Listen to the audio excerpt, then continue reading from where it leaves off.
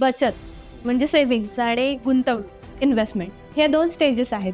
तर यातला नेमका फरक काय आहे आणि हे कशा पद्धतीनं करावं? तर बचत कशाला म्हणायचं आणि गुंतवणूक कशाला म्हणायचं ची सोपी व्याख्या मी सांगतो. समजा मी 1,000 रुपयाची आरडी केली 12 महिन्यांसाठी. आता 12 महिन्यांसाठी मी जेव्हा आरडी करतो तर आरडीचं पुस्तक माझं तयार होतं. असं आपण समजू की त्या आरडीवरती 8% व्याज आहे, इंटरेस्ट आहे. आता 12 महिन्यामध्ये मी किती रुपये जमा करणार आहे?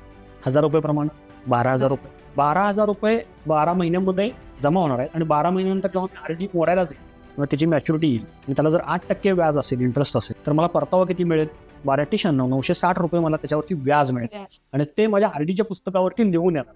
म्हणजे 12,960 रुपये हा माझा परतावा आहे. हे कधी माहिती आहे मला? पहिल्याच दिवशी माहिती आहे. क्लिअर?